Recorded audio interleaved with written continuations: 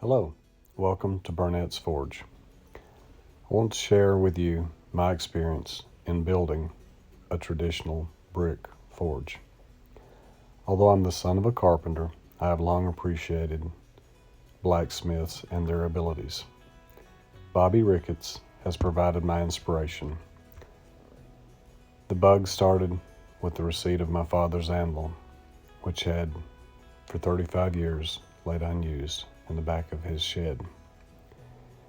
My first forge was a 55-gallon drum. This led to me wanting to build bellows, which resulted in bellows with a wooden forge.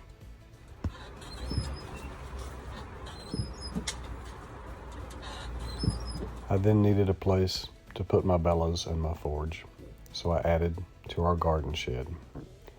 The original lean-to was for storage of garden tractor and tools. But on the back, with the new roof, I poured a 3-foot by 80-inch foundation and then began to investigate the traditional shape and size of a forge and chimney. I was able to find many examples on Pinterest, Facebook, and other resources on the internet. As you watch the video, you'll notice that there are some issues with the brickwork.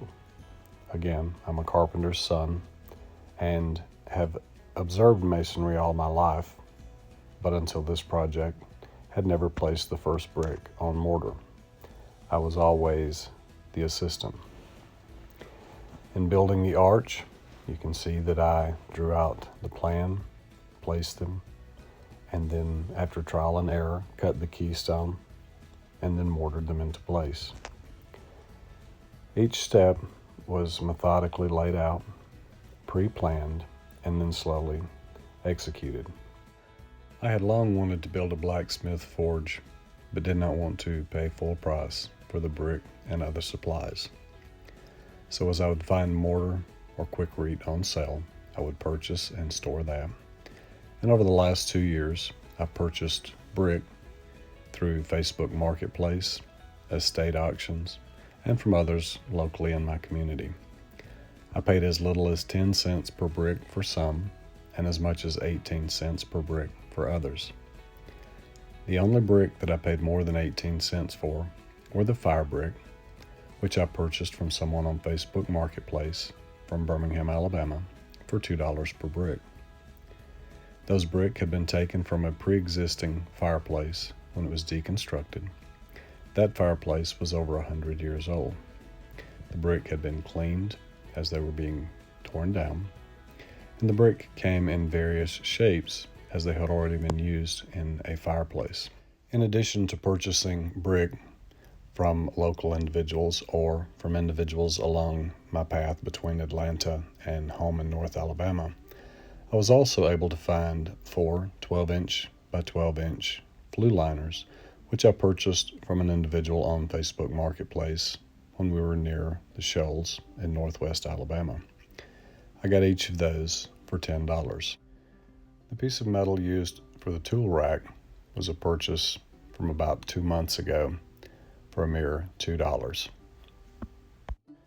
Earlier I described laying out the arches by dry fitting the brick and then cutting an arch support of wood. The arch was sized based on a work surface 33.5 inches from the ground. Once the height of the work surface was determined, the layout for the chimney could begin.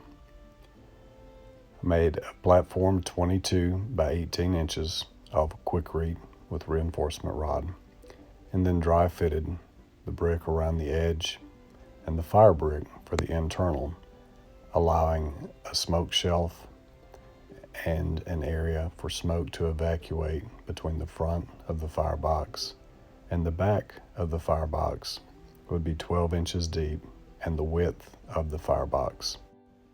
After the firebox was laid out, I began the dry fit and creation of the arch for the smoke chamber. The drawing suggested a 14-inch opening tapering in to 11.5 inches width on the inside of the firebox, the top of the opening at 16 inches as pictured earlier.